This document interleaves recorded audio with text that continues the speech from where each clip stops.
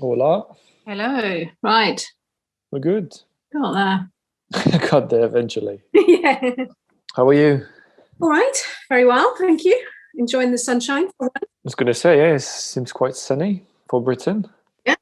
It's been really sunny. I've been out in the garden cutting grass and trying to get through the weeds out of the jungle because it's the first time it's been sunny since 1975. Yeah, something like that. How long do we have? However long it takes, I guess. I don't think As long as we eat today. Yeah, as long as we eat today, absolutely. That would be quite good. Okay, we'll be quick then. Okay, cool. So if it's working, I'll say 5, 6, 5, 6, 7, 8. Welcome to Along the Life of Dance with your host, Anthony B. For this last and long episode of our first season, I am with Birgit and David, who are not only dance enthusiasts, but also trained in para dancing. We talked about connection, online interaction, social changes to fulfill our existential needs, our vocation, and how para dancing is helping disability to remain a valid activity. For me, this last episode summarized the best way possible why we created this program: to find a medium to keep us all together with the things we love, dancing. So one last time, thank you for your support this season, and enjoy! How are you doing, guys? We're good. How are you? We're wonderful. All fine, thank you very much. I am very interested with this chat for today because it's a little bit different than the others, but still very much about dancing. And so you will find out soon what I'm talking about. So Birgit and David, I don't know who wants to speak first. If you could introduce yourself, you can give your full name this time, David, and a bit of where you're coming from. So in terms of dancing, professionally, if you want, but describe you best. Okay, well, good evening. As you already said, we are David and Birgit. With a slight addition, it's Richardson Ratia, because my wife is a very proud German. We've taken each other's names. So mine was Richardson, my wife's was Ratia, and we've hyphened them together. So causes lots of problems at work. And I thank you, David, for this, because I never wanted to say it, and I'll be honest, because I was always sure that I'm gonna say it wrongly, and I'm gonna offend somebody. So thank you. Anyway, carry on. Nobody can do it at work, so I'm just David Double R at work. So much easier. Rolls Royce. Yeah, Rolls Royce. Talking about work, I have two hats. My first hat is I'm a rehabilitation worker for people with spinal injuries and neuro injuries. It's very, very rewarding. I started off many, many years ago working with disabled children, and it just grew and it went on and on and on. And it's beautiful. It's lovely to be able to help somebody who needs your help and appreciates it. And then my second hat is I'm a technician with the East of England Ambulance Service. And so I work on the frontline blue lighted ambulances out there trying to pick people up who fall over, basically. And again, very rewarding. But it's something I've done for many, many years, probably 26, 27 years now, on and off. And I mingle it on with my day-to-day work, and however much time I can give to the ambulances, I give. The rest of it I give to my rehabilitation. Over to my wife. Well, I'm Birgit, and people don't just struggle with the surname, they struggle with the first name as well. So that's a whole package. That's it. Yeah, you might as well just make it complicated all the way. So I'm fondly known E most of the time. And like David, I wear two hats also. I'm an occupational therapist, a special neurological occupational therapist. So I work with people who've got neurological problems, mainly brain injuries. But also some clients with spinal injuries, MS, Parkinson's, etc. So, and I've done that for about 26 years. And my other hat is that as a case manager. So again, I work with people who've got mainly neurological problems. And what I do is organise their care and their support and their therapy and their rehab, often while they're in litigation after the initial injury, and then sometimes longer term when they sort of need ongoing support.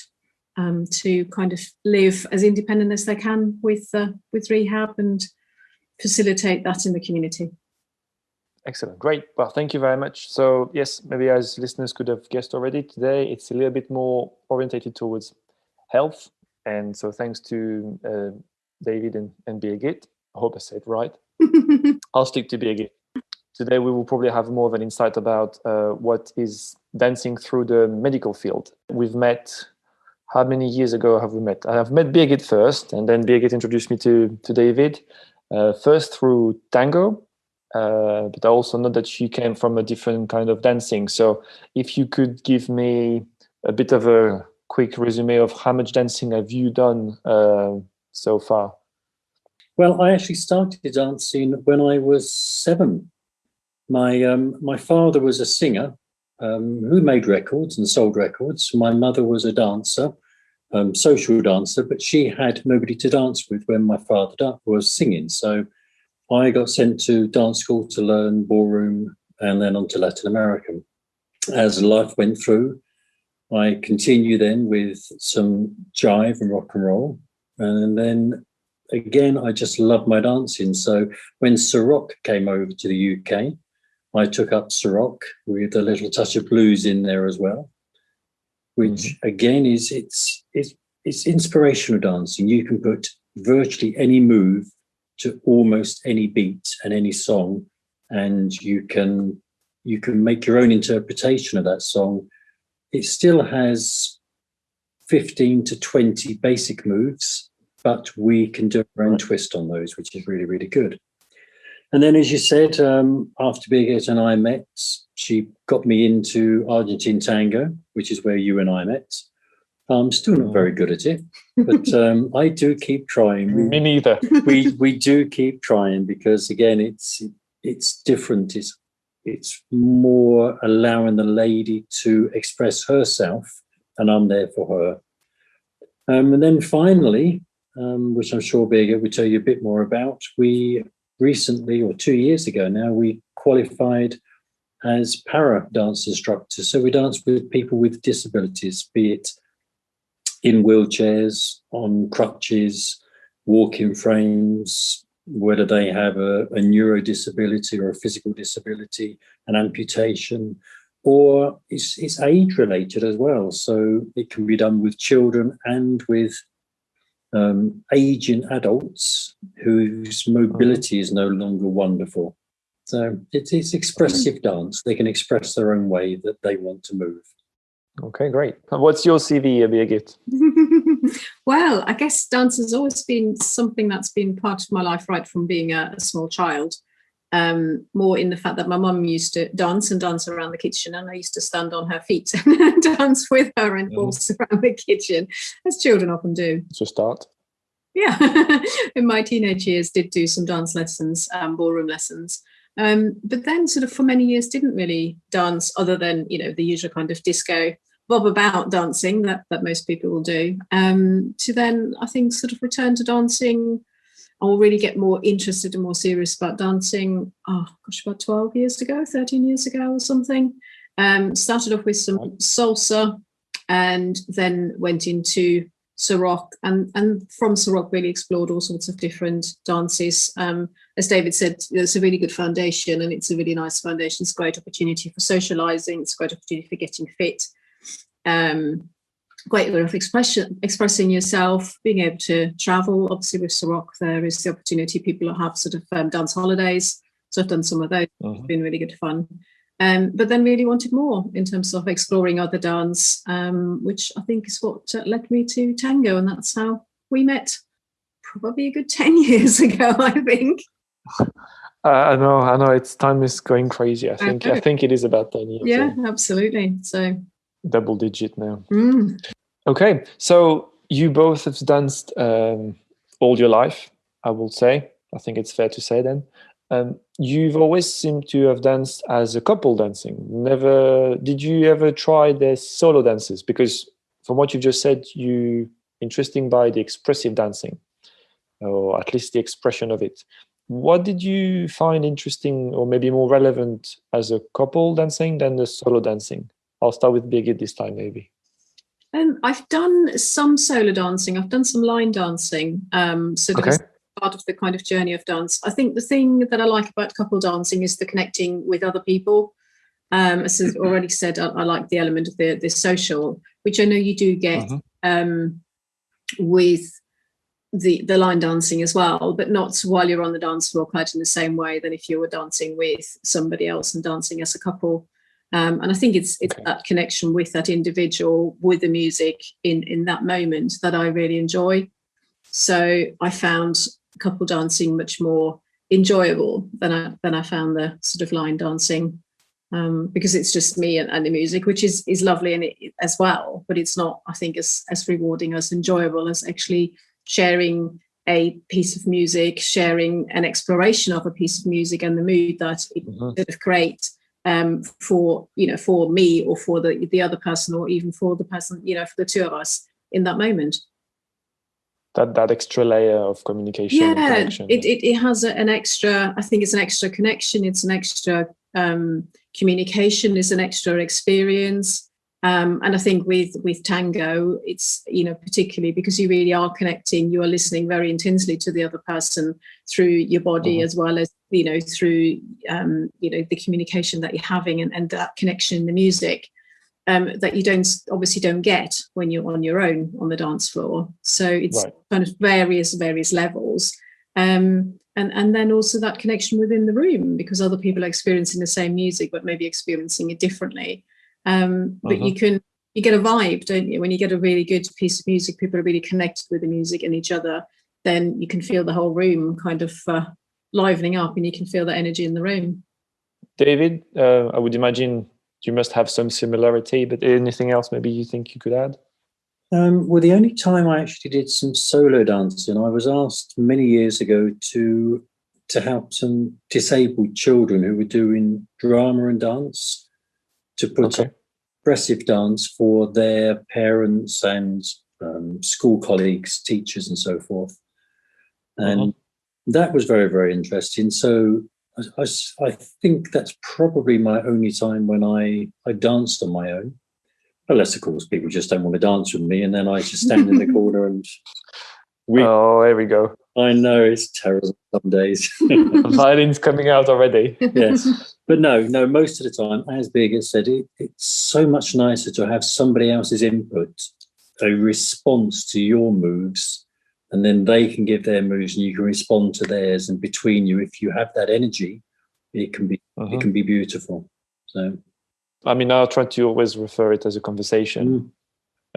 Dancing it's another kind of language, especially couple dancing. You really try to communicate. I mean, I'm sure Birgit, you remember David as well from the classes, that always trying to explain that in tango especially, it is like a language. You have to let the other one speak. You're asking a question as a leader, the follower respond. If you just keep asking questions, this is the monologue.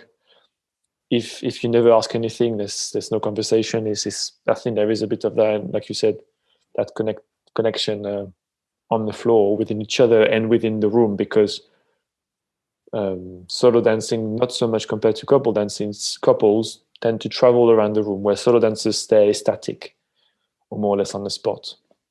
There's an extra challenge there, I think, especially for leaders. If any of the audience is listening, I'm sure they know what I'm talking about. Excellent. Well, to finish the introduction then, the best dance you've ever had is easy to guess. Usually you remember quite well. And I think on this other side of the spectrum, it's also easy to remember, but not so obvious to say. What was your worst dance experience you've had? Is there any experience that really stays in your head thinking, oh, never again, or anything like that? Oh, gosh. I've been frightened to dance, if that makes sense. With a knife under the throat. No, but I'm one of these people. Yes, sometimes I come across like I can lead, I can do bits and pieces, but I'm quite shy. So then I look at a dancer and I think that dancer is fantastic and I would like to ask that dancer to dance. And then when I actually ask them to dance, I think, am I making this good? Am I actually responding to their invitation for me to lead them or for me to respond to their dance? And sometimes I think I get it right.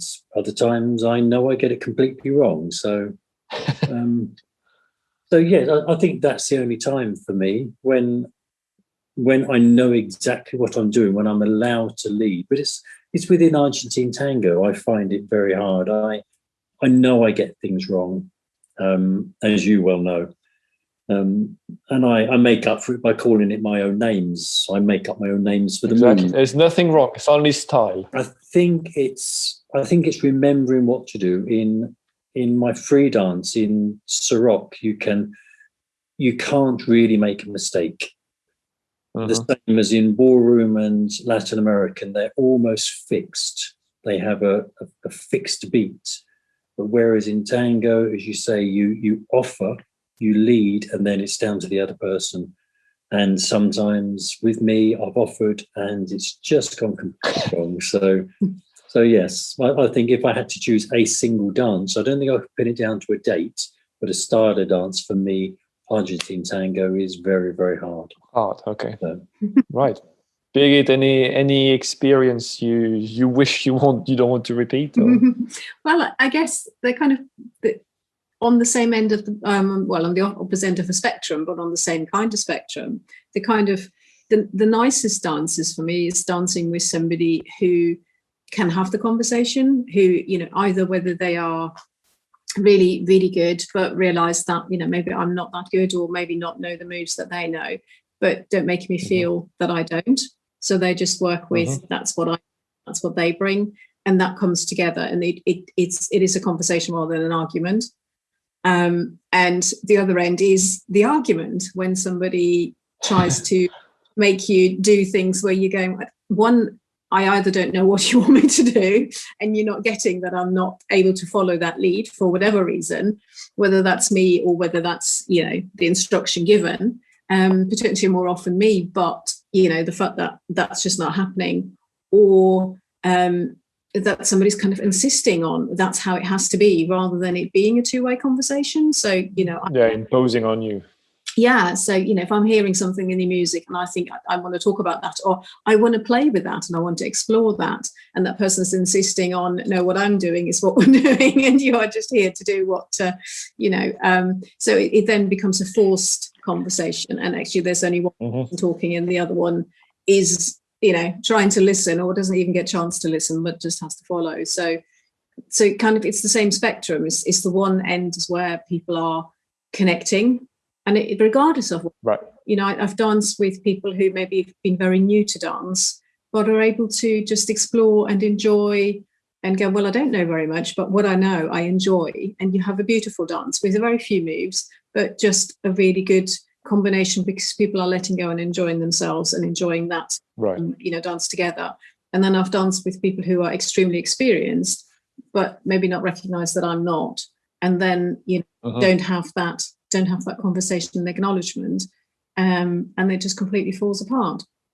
That becomes more of a competition. Yeah. Than yeah, it just, because there is then no connection. That's what I'm saying. And then it becomes an argument, because I'm sort of saying, you know, I don't quite know what to do, or it's not what I'm hearing in music, and they're insisting that this is how it's got to be, and then it sort of all becomes quite horrible and quite painful, I think, sometimes as well, possibly at both ends. Emotionally and physically, yes. Yes, exactly. And probably to watch as well, on top of it. Yeah.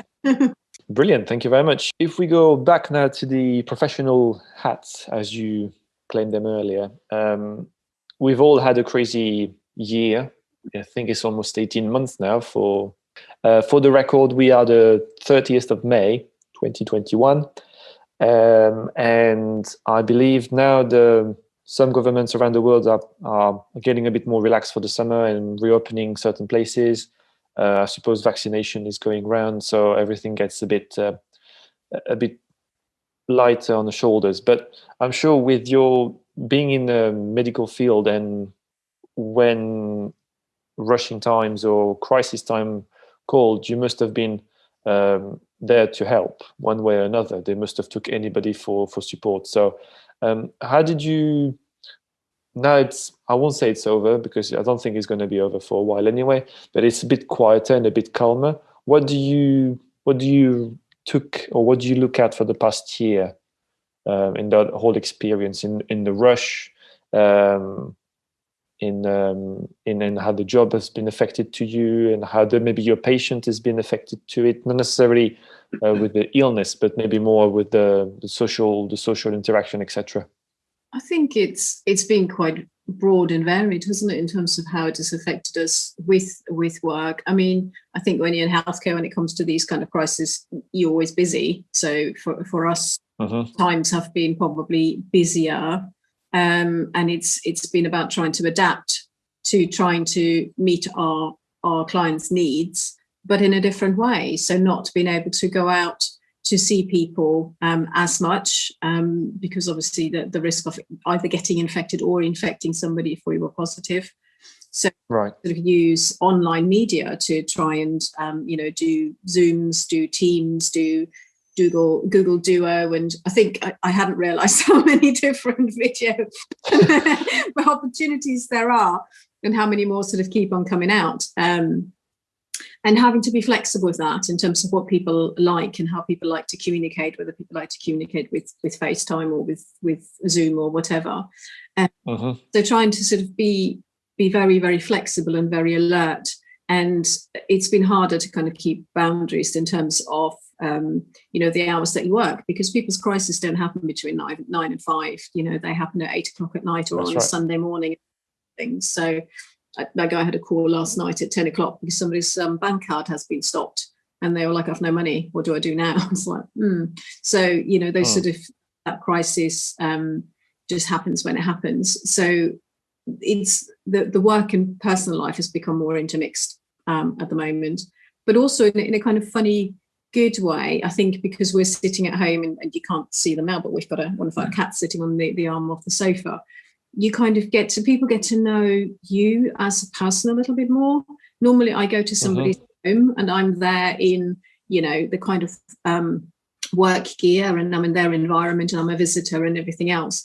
And by the fact that, you're on Zoom, they come into your home. I know that's only kind of, on a Zoom, but actually they see what your home looks like, what your office is like, the pets that are around. Maybe, I know much more about some of the people I work with professionally that I work with in terms of their families, because people have had children at home, homeschooling, sort of thing. So some of those boundaries, those professional boundaries that we've had previously, have probably become a little bit more blurred with people, which has been nice. But at the same time, you've actually got to be very careful to not let them blur too much, because people will actually just say, I need you now. Or some people have been very isolated, obviously, because they're living alone, and a lot of people with disability can be living alone. So it's been hugely isolating for individuals. So they've been reaching out a lot more to talk. And sometimes, some of the text messages I get or the emails I get, the clear intent is just, I need to talk to somebody because there's nobody around and I can't get out.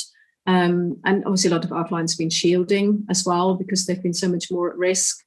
So the impact has been huge, and the impact on their ability, some of the rehab work obviously had to stop.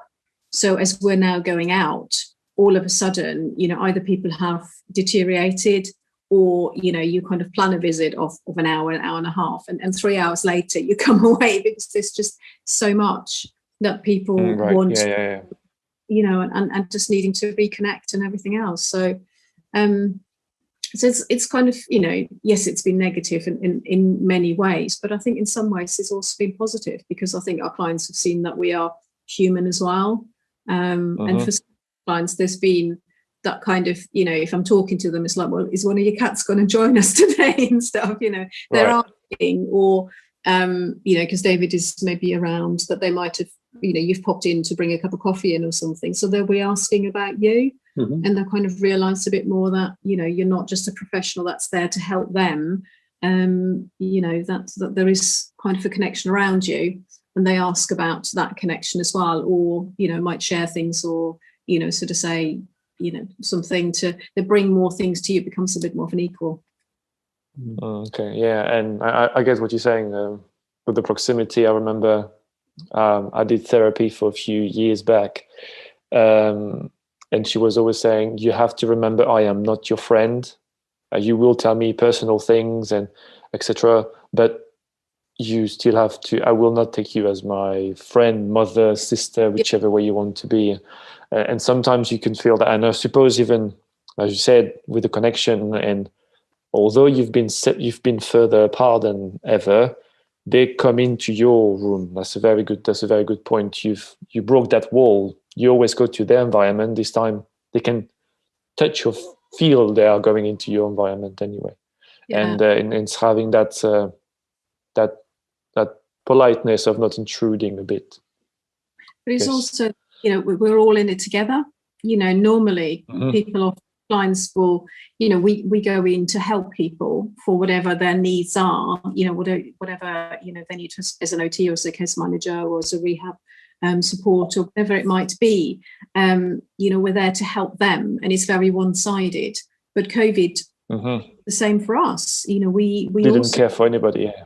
Yeah, absolutely. So, we were affected in just the same way. And when you were poorly with COVID back in April last year, and I was saying to people, I'm sorry, I haven't got the space to do this right now because my husband's not very well. My clients were sort of asking before we even got into a meeting, how is your husband? How are you doing? Are you okay to do this now? Which is really nice, that kind of give and take, which we often don't have because, we are the givers and they are the takers by the relationship as such. Yeah. Okay, I understand. Right. And David, for you then, maybe you were called with the ambulance, I would imagine maybe be more than usual, or because of, like Birgit said, with the distanciation, maybe I know you have to go, but they make you more distant. So how did that work? Well, actually, because pre-pandemic, I was working probably only 1 day a week with the ambulances, 4 days with my clients. Okay. But I've got some of them that have now not left the home since last February. I see them through a window. I go and we talk either through a window or the phone. They are that vulnerable. They've got that bigger illness that another human, if it was passed on, would terminate their lives, basically. So you've got to be very, very mindful of what you can do. But for myself, doing more rehabilitation, it really is a hands-on. I am with them. We don't have physical contact, but it's more face-to-face work. I can't do a lot of my work via Zoom. So as a consequence, they've all locked themselves down. The ambulance service was getting more and more desperate for people. Right. As I said, I'm a technician with them, and I am a blue lights driver as well. So it was back onto the frontline ambulance services, and it was a different world because we have certain protocol we have to follow if we go to somebody who unfortunately has a cardiac arrest. One of us who is not driving has to completely gown up. So we're putting on a full one-piece bodysuit and then double gloves and face mask and goggles and then a shield. And then whoever's driving has to stop outside. The first one goes in with all the equipment, and then the driver then has to get all gowned up and drive. And so instead of both walking in together and being able to assess, help each other out, console the people who are there with them, look after the ill and the sick people, we are finding it's very, very hard because we have to stick to the legislation of the ambulance service that says we have to protect ourselves as much as we need to protect the other people. So our job's taken us a lot longer to do, and with other restrictions on equipment and time, it's been very, very hard. And we've actually have to give more of our concern to them with less concern for ourselves. We still have to watch out. But as Birgit said, I ended up with 3 weeks in bed, 5 weeks off in total with a very bad case of COVID, caught from one of the hospitals. But then I've also had a complete family of people that I work with, their immediate family, their mothers and fathers, all caught COVID and all unfortunately passed away. So I've had to console those and work with those as well. And, again, they've been slightly concerned that my work within the ambulance service, does it bring me closer to people with COVID? Do I have enough protection? Can I then mask it because I've had both my jabs and I'm less susceptible to it? And because I've had COVID as well, I have enhanced antibodies, which is much, much better for myself. But we do test ourselves every single day, do a lateral flow every day. And I photograph it. So when I do go into somebody's house, I can show them the photograph that states that 2 hours before I turned up at their house, I was completely COVID free, which puts their mind at rest. It helps a lot, but yeah, it's been so much harder than what I think we all imagined it to be. I think it's all the additional stuff, isn't it? All the, the lateral flow testing. I'm PCR tested once a week and then do lateral flow tests as well.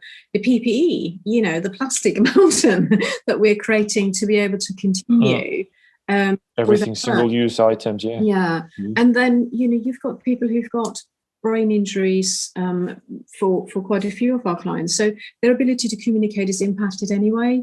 Their ability to maybe hear or see, their ability to understand because they've got cognitive difficulties, they might have executive difficulties, so they might not understand inferences, for example, or they're slightly disinhibited or things like that, or they might have some language problems.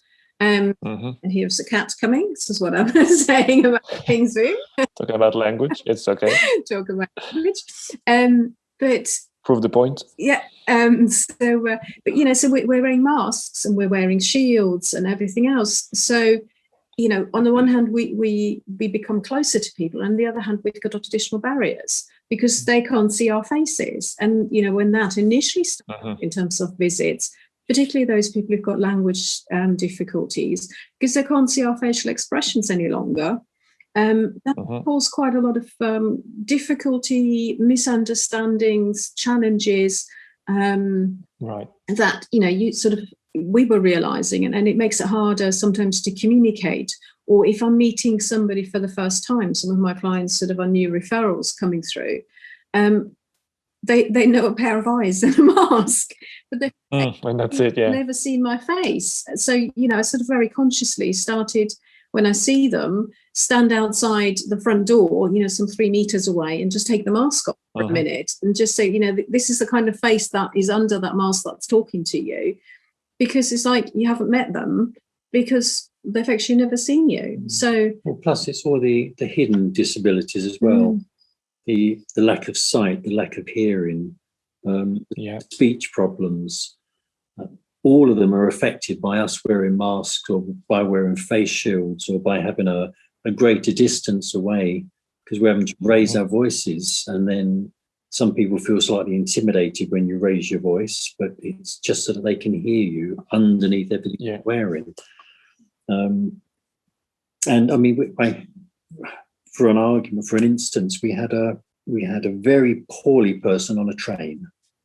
And we were called down, which should be quite simple. The train pulls up at the railway station, the ambulance is there.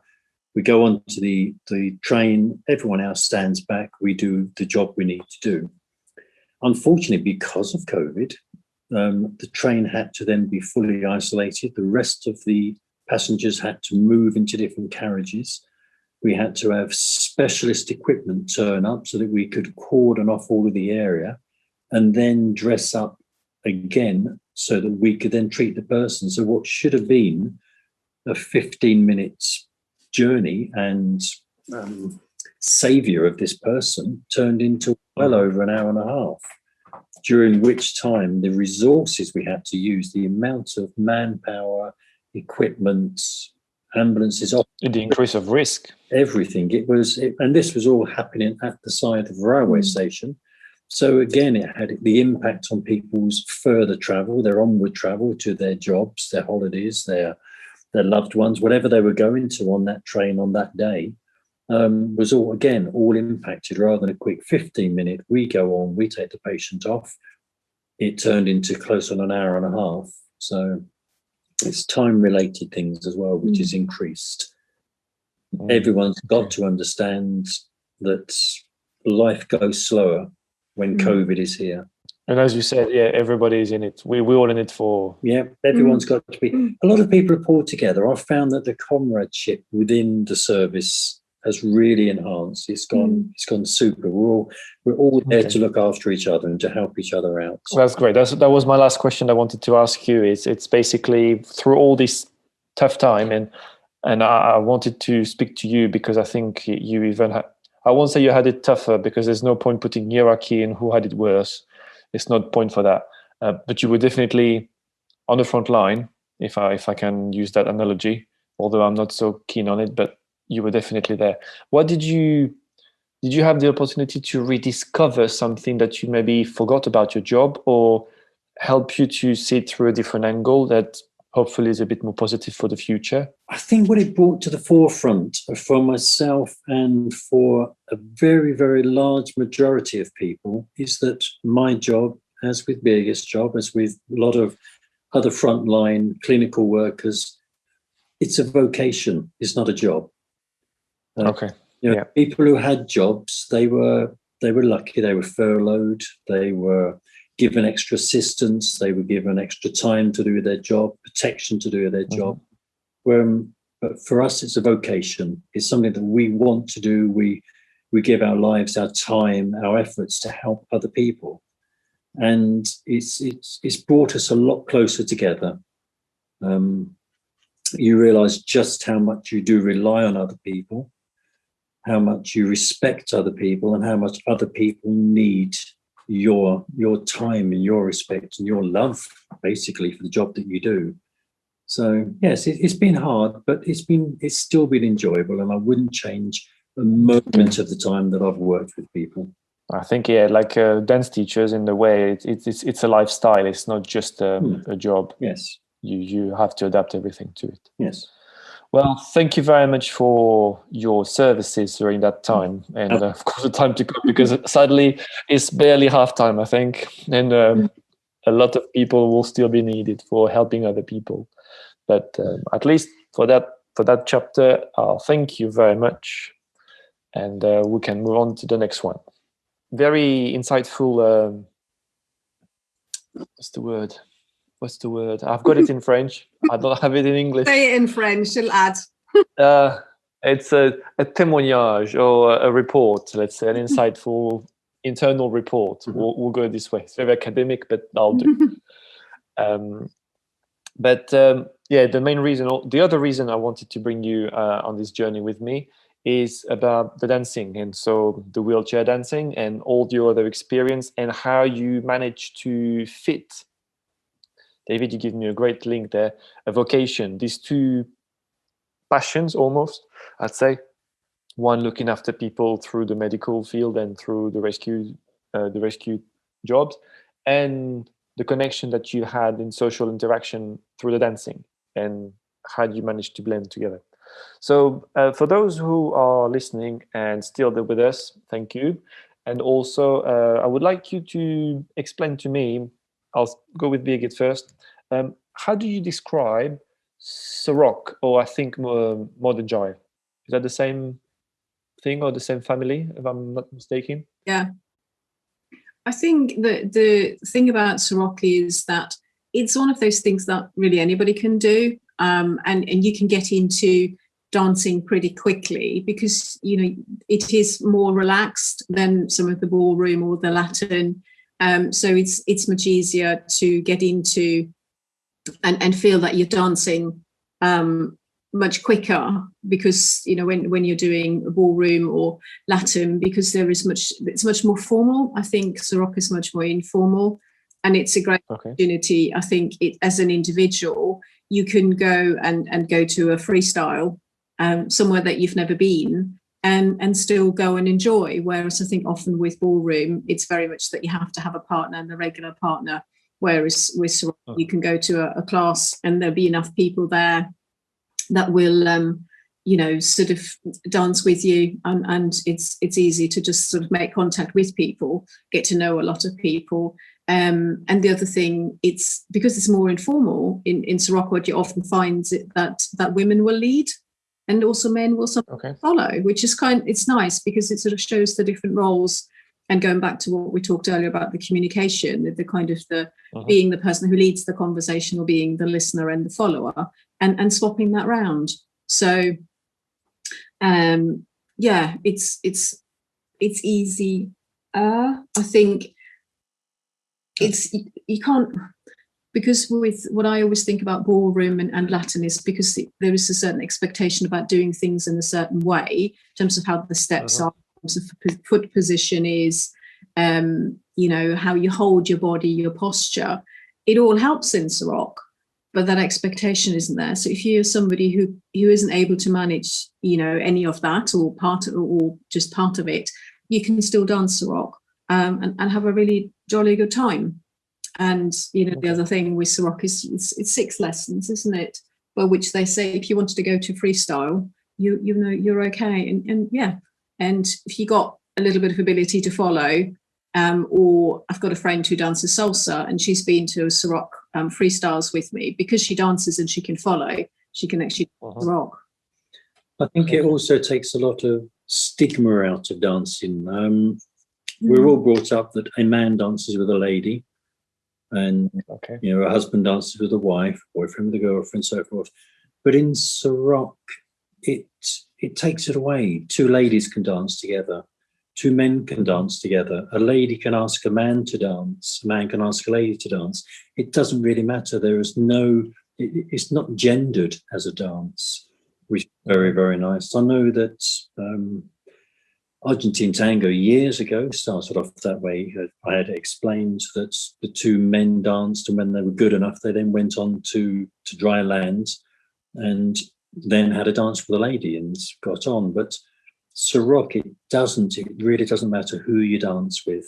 And again, it doesn't matter what ability you can dance. As long as you have movement and beat and you can listen to the other person, listen to the music, then you can dance. And it's wonderful. Okay. And so I think it was you, David, earlier, you mentioned also there is a nuance in the style called blues. Would you call it in the same, is it in the same family, or is it something even totally different? How would you differentiate the two? I think it derived itself from a cross between blues and rock and roll music. From what I've actually understood, and being a Frenchman, it will be quite interesting to you. It actually came from France. It was called Le Rock originally. Le Rock, yeah. It did, yeah. It originated over in France and then was brought over here. The blues part of it, as far as I can see, is when the music slows down a bit. It's the interpretation of the dance, being able to listen to the music, listen to the notes, listen to the person singing or the music side, and interpreting that into your dance. Whereas the rock and roll or the jive side of it is to be able to put a sequence of moves together in time with that music. And then when you pull the 2 together, I think that becomes Sarok. So, okay. I think the other nice thing about Sarok, and maybe that's where it's different, is that there's so many different genres of music that you can dance to. So you can go to a Sarok night and you can have, you know, a Motown song going on, then you can have a rock and roll song going on, then you can have some kind of blues song going on, then you get I don't know, a Frank Sinatra song, and you kind of just, you know, if you sort of start looking at a good DJ at a Sarok night, will have a whole different range of different pieces of music, and people will obviously dance to different pieces of music. But it's really lovely that you know, sometimes you hear a piece of music and you think, well, I wouldn't have thought about putting that on, but actually, you know what, it works. You know. And the other kind of lovely thing I sometimes think is that the same music, I mean, there's always going to be certain songs people really like because they've just got a nice beat to them and they've got a good feel to them. But I can have a dance with 3 different people to that same piece of music, and they will all be totally different. You know, be a completely different experience.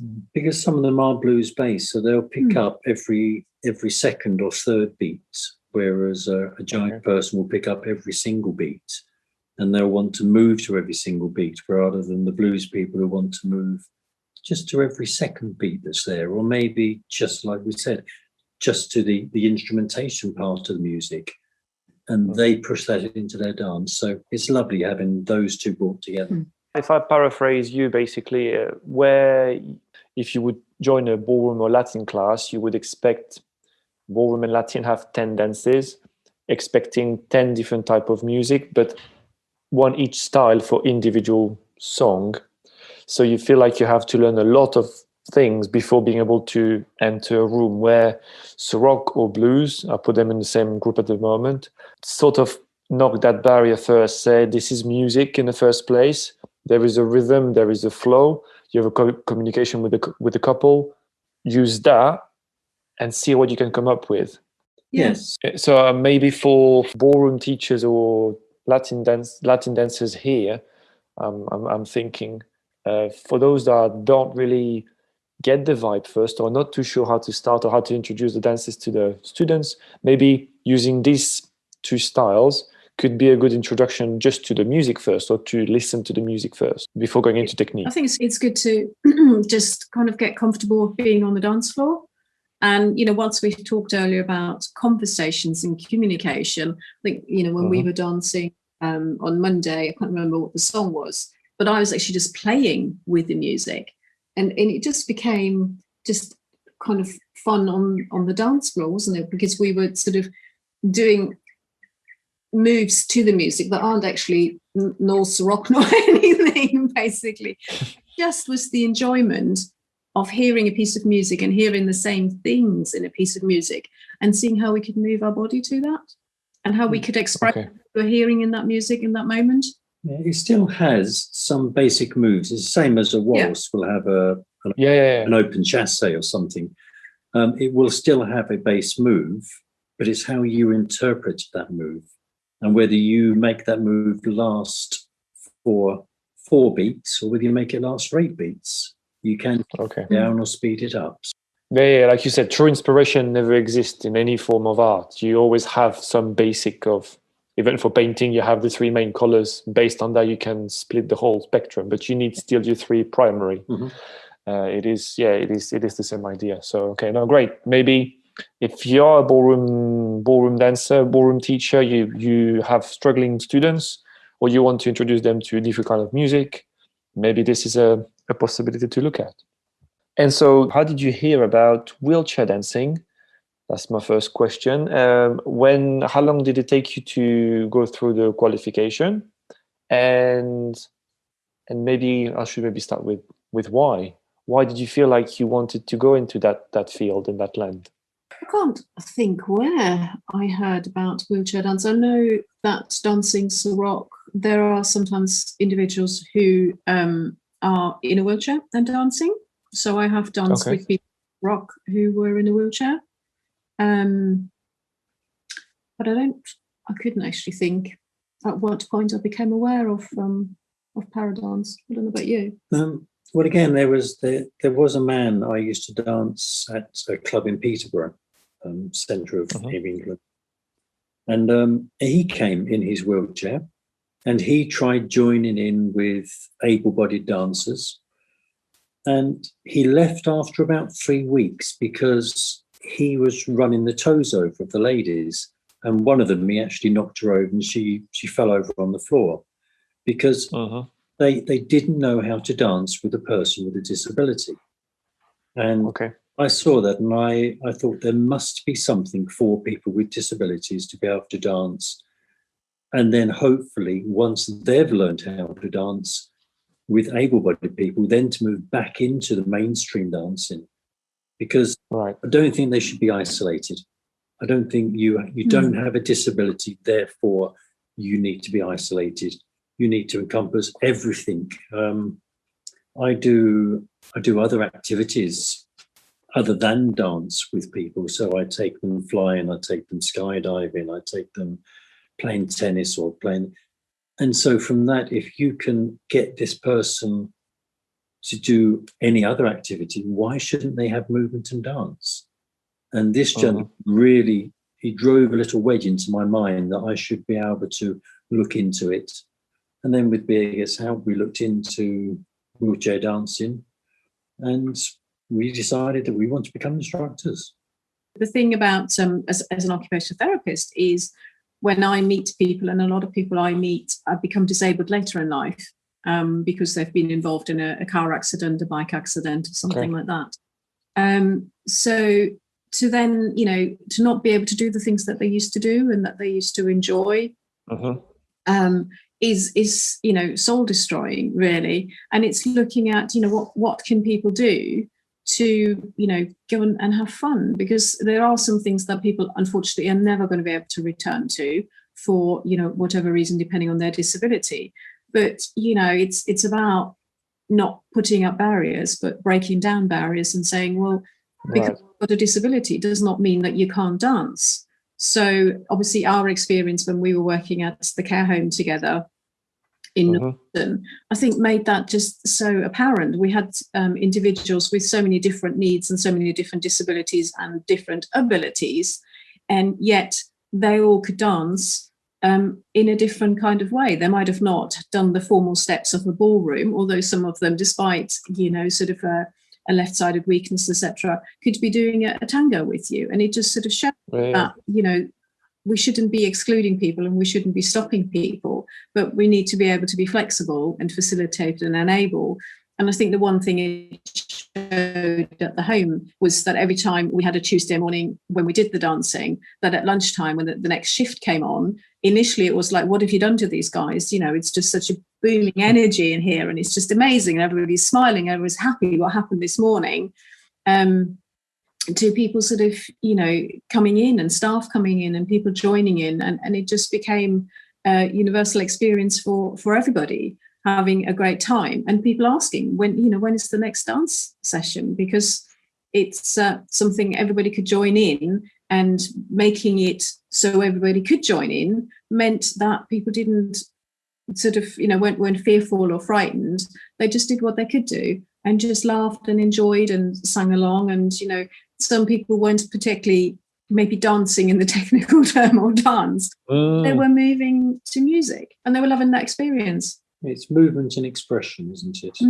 I'll bounce back on what you said earlier. If somebody was able-bodied and then turned into disability, wheelchair training or I think it's wheelchair training or para dancing is probably more of a help for the transition more than changing you into a different community or actually removing you from the community.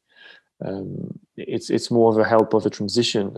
How do you adapt to this new body or new situation in a way? And I think and as you said, when we trying to work together through this program together, all it does is bringing to me the dancing back to what it was originally. A ballroom was a place where everybody meet. When you go to Italy, Greece, southern France, Spain, I think even, or even Northern Africa, you have the big plaza of the middle of the village, and there is always a musician or two, and people would gather around. You would have the kids running around, some adults dance in the middle, some sing, some drinks, and this is just where life happens and life exists. This is probably a concept that now is going to be alien for the next generations of how can we have so many people in the middle doing things and interacting like this. But I think this is what dancing was all about in the first place: keep you warm in the cave around the fire, and also distracting your mind. So having a disability or anything, or come as you are. There used to be a great slogan for a corporate company that was serving fast food. I don't necessarily agree with these people, but at least on that subject and that message, yes. And I think, this is why, again, I wanted you to share your thoughts on this, because it could become a bit, not a discrimination, it's a bit of a strong word, but you purposely putting people together because they look a certain way or because they feel a certain way. As you said, if somebody has a left disability because the left side doesn't react so well, it shouldn't stop them dancing in the first place. You might have to adapt and adjust and take it to a different angle, but not necessarily have to stop or say, you know what, forget about it now. It will never happen. That's not the right message. I think the world's understanding of disabilities has moved on tremendously in the last few years. We just look at the Paralympics. 20 years ago, if you had a disability, you could not take part in the Olympics. Now they have runners and riders and cyclists and swimmers and dancers, from what I remember. and dancers and athletics and gymnastics and everything. They're all coming together and saying, look, just because I have a disability and maybe I do it different from you, I'm not going to say they don't do it as good. I probably couldn't do it as good as a lot of the professional disabled riders, swimmers, dancers, anybody. They do it to themselves. They prove to themselves that they are still capable and able to do what they want to do in life. A disability should not be a brick wall that you can't walk through. It should just be something that is a door you need to open, find someone who's willing to help you, and then move on and enjoy your life. Just a different angle on the life. That's all it is. Just working a different way of doing something. If you can't pick your cup up with your left hand because you have a left side weakness, become ambidextrous, learn how to pick it up with your right hand and not spill it. And that's all that life's about, just adapting what you have. I think the beauty of paradance is that it is about expression to movement, to music. And you know, it can be a tango, it can be a ballroom, it can be a sirocco, it can be anything. And I think that was sort of the lovely thing, isn't it? I remember when we did our training, one of the dances that we learned was a seated dance, which were danced with hands only. And the story on this, I think we were talking to you about this before, was of a couple that where the man was terminally ill and they wanted to have one last dance, and they requested for one of the paradance instructors to create a dance for them. And this dance was danced while he sat in bed and his wife sat with him on a chair. And we danced this dance together, just using hands. And it was somebody I used to know, wasn't it? And it was just and it was a tango. It was just really, really lovely, very extremely moving. And just, it was dancing, but with arms and hands only, rather than with the whole body. And no contact either. It was almost a completely contact-free dance. So there was always a space between that one move. It was beautiful. Yes. Yeah, very, very moving. But that is all that he could do. It's all he could achieve in his last few days of life, and that's what he wanted to achieve. So he overcome his disabilities to be able to do something he wanted to do. And create a really lovely memory for his wife, no doubt. Yes. Yes. But I guess the other thing, the other thing that I was going to say was from like the work that we've done when we worked at the care home, was that as an occupational therapist, it's not just about the movement. It was about memory. If you think about, you know, the fact that particularly the lady that you danced tango with, she started to remember the steps, and she has got a lot of problems with memory. Helping her to do something that she was really enjoying and was loving, and having that one-to-one attention and getting better at doing, was helping her with her memory, helping her with her concentration. So it's a tool to express yourself, but it's also a rehabilitation tool. And you know, people can build up their strength, their stamina. For some of the individuals that we've talked about, the social opportunity, you've talked about, you know, the piazza where people get together. Some of our clients with neurological difficulties really struggle with social situations because maybe because of body image, maybe because of communication difficulties, maybe because they feel ashamed because they now have a disability. There's various reasons, just to name a few, but to give them an opportunity to come together with other people and be an equal, and put that aside and maybe forget about it.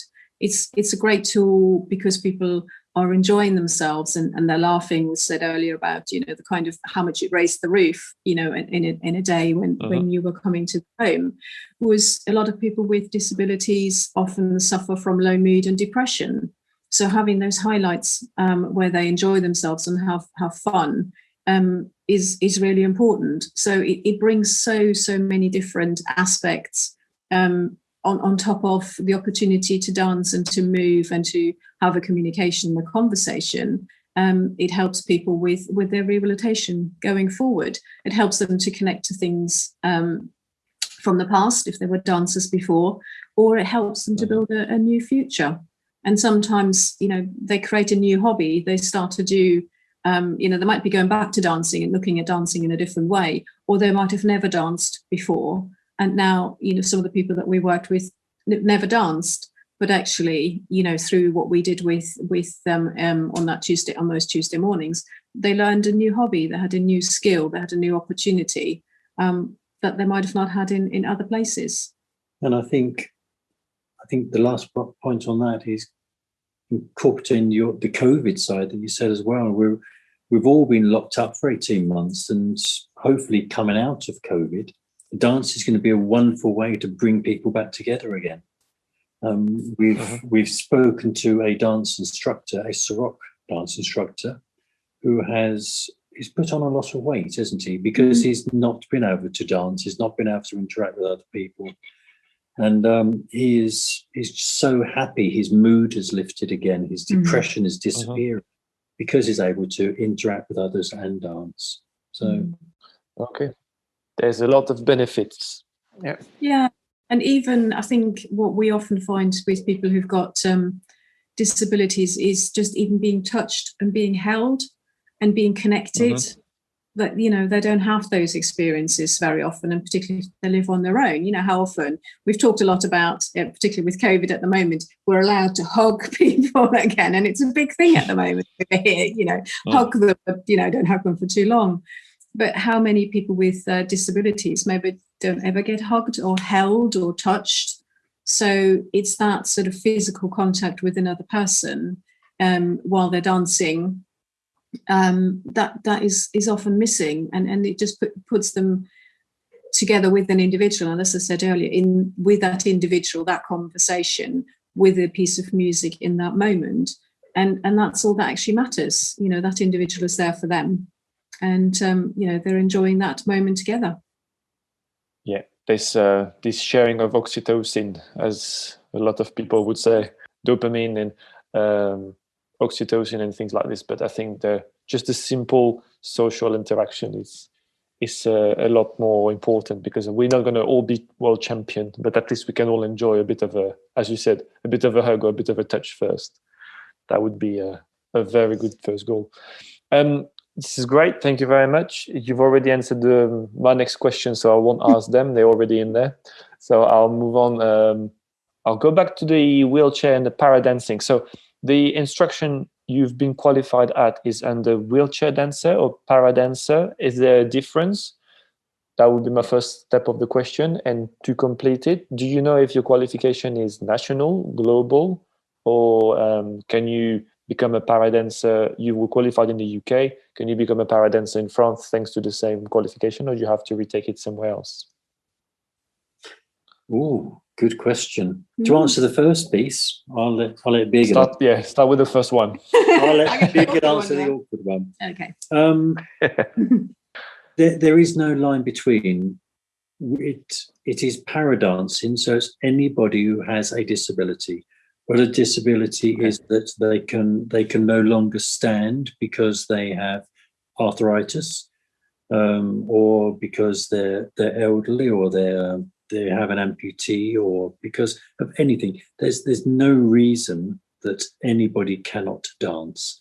They do not have to be sitting in a wheelchair. They can be, to look at, able-bodied, a blind person.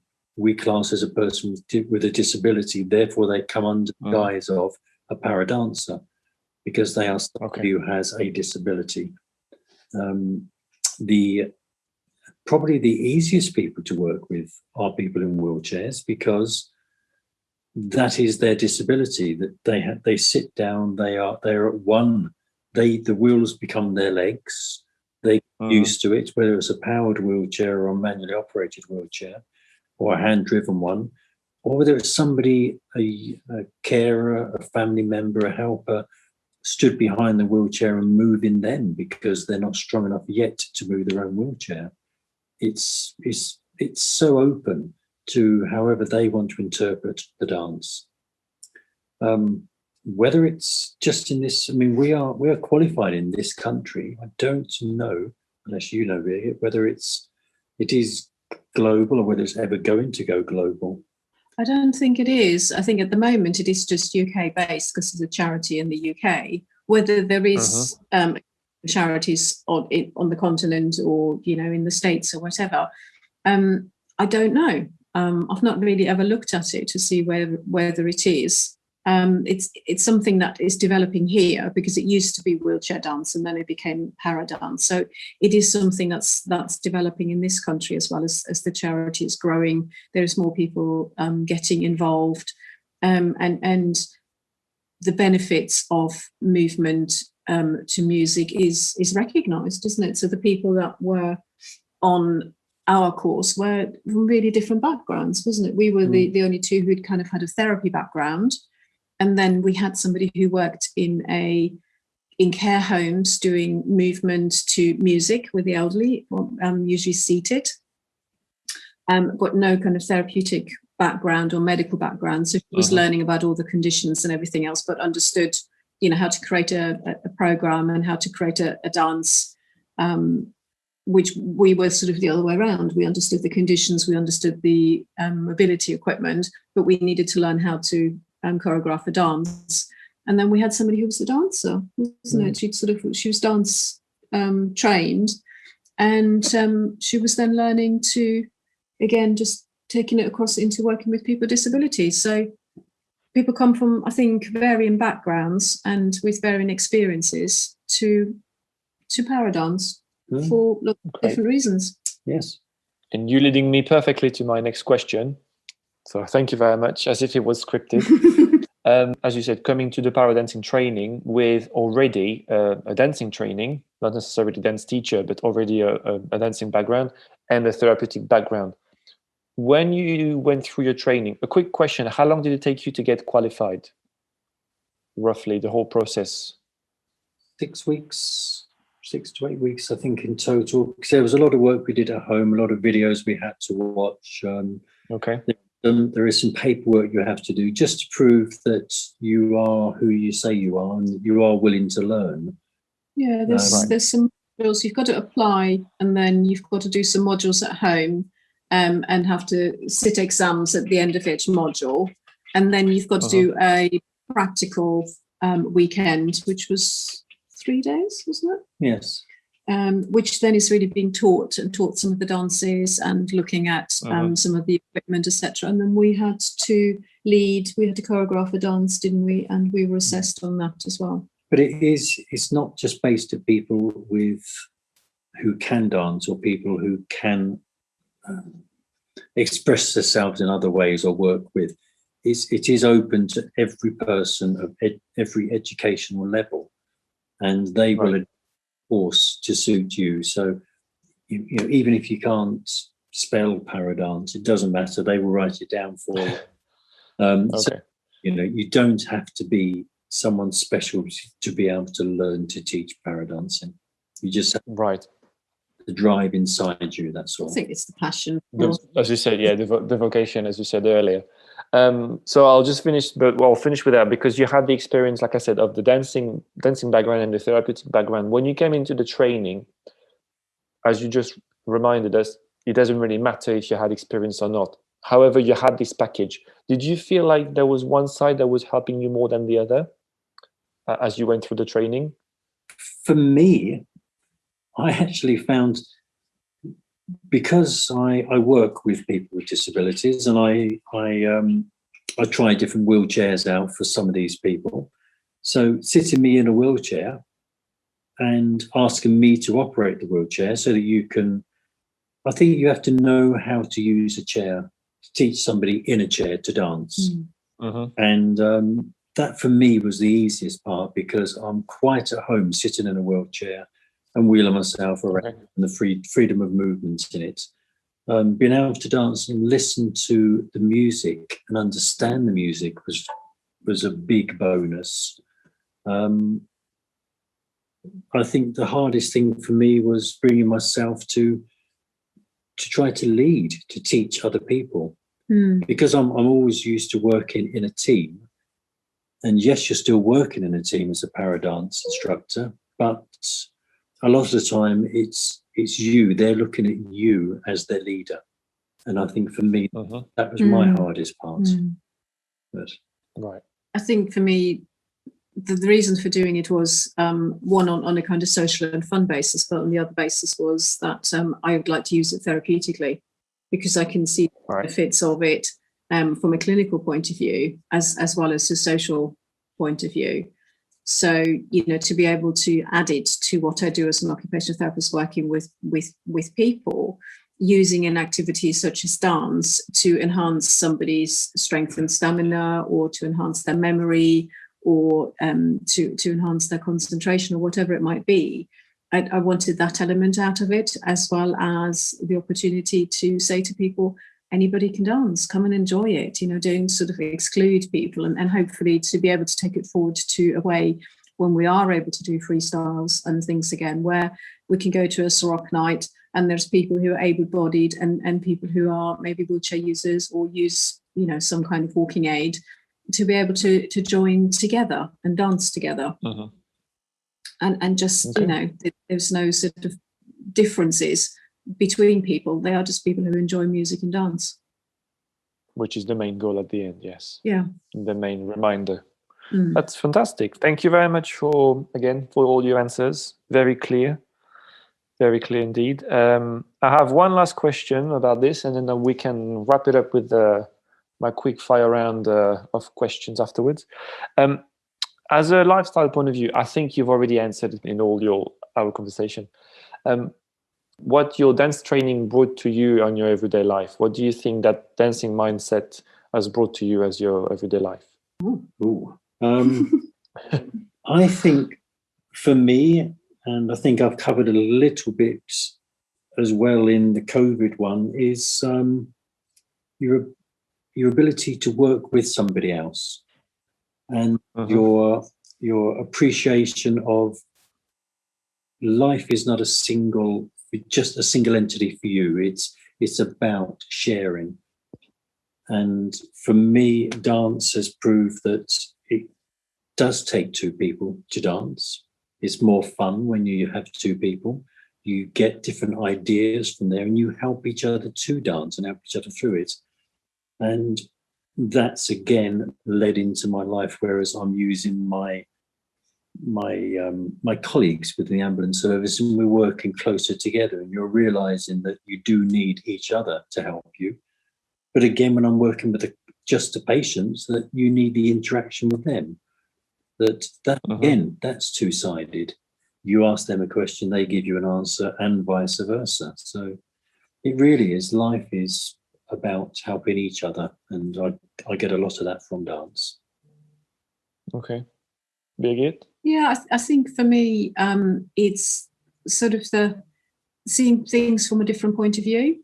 What does somebody else hear in the song, in the music at that point in time, and the challenges of lead and follow. As part of the Paradance, I've been trying to do some leading, and gosh, it's much more difficult than I realised. So, it's interesting how to communicate what I've got in my head that I want somebody else to do through my movements. As an occupational therapist, most of the time, what I do with people is I direct verbally. I tell them what to do. Sometimes in sort of stroke rehab or upper limb rehab, using things like bow bath and stuff, we will guide limbs to do certain things. But the majority of what I do tends to be either through instruction by showing somebody what to do and they follow what I do, or I tell them what to do. But obviously in dance, you, in that moment, have got to listen to the music, decide what you want to do, and then communicate that through your movement to that other individual who hopefully understands what you were trying to do, and to be clear and strong enough. And actually, I was surprised how challenging that is. So, whereas as a follower, and I'm sure, you'd say the same in terms of having to be a follower, that all of a sudden to let go and follow and, kind of give up the expectation of leading. So it's that interplay between lead and follow, and that change has been really interesting. And that's been interesting sometimes when, you work with people, whether that is with a client or with another professional, is what are they trying to communicate, and what method of communication do they use? And are they able to express themselves? And for some of my clients, if they're not able to communicate in the way that they communicate? Can I give them a different tool to communicate? And that's one of them. Yeah. Excellent. So the last thing we have to do together, it's what I call quickfire round. I will ask you 10 questions, bounce between the two of you. Usually it's 10 for one person, but we'll split between you. Easy questions. You have to choose between one or the other, and you have 1 second to make a decision. Okay. Okay, so hopefully we'll reveal a bit of your personality if we haven't noticed already how lovely you are. And of course, I will start with ladies first. So, ready? Okay. Birgit, ballroom or Latin? Latin. David, mountain or beach? Beach. Birgit, Netflix or YouTube? Netflix. David, Rock or tango? Rock. Well, I knew the answer now, but it was already written. Birgit, cats or dogs? Cats. Obviously. Of course. Obviously.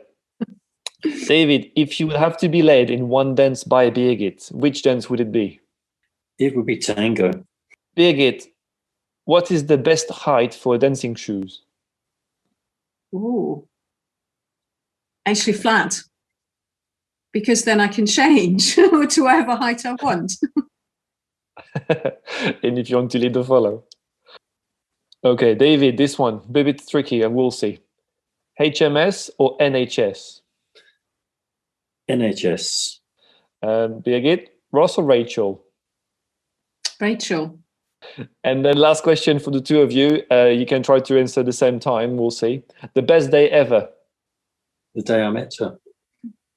The day I met him. Our wedding day. Yes. Our wedding day. See? Wedding day. Oh, that's when you met, yeah? That's the day you met.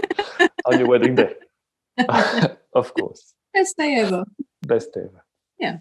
Well, you can continue and think about it afterwards then for the rest of the evening. Well, it's been absolute pleasure. Thank you very much for taking part of this interview with me. Absolutely delighted. And I hope the listeners will just get to know more about what can then dance mean also outside just the dance floor. If by any chance people would like to get in touch with you or get to know more about paradancing or rehabilitation, etc., is there a way we could contact you, either through social media or website or anything? Yeah, I guess we've got emails, and we have, I mean, as part of the therapy, we've got a website. So yeah. Right. So I'll put the links in the description so people can just go and check. Yeah. At least you're aware, and you're not surprised at seeing somebody's contacting me from Latvia. Who is this? No, the only thing I would say is obviously due to work ties, we will always get back, but it might take a day or two. Mm. That's very kind of you already within 24 hours. Yes. Working in customer service nowadays, trust me, 24 hours is already a good ratio. It's good. Well, it's been an absolute pleasure. Thank you very much. Enjoy the rest of your evening. And for listeners, I'm afraid this is the last episode of the season, so I will see you for season 2 later. Thank you, and enjoy dancing. Take care, everyone. Thank you. Bye-bye.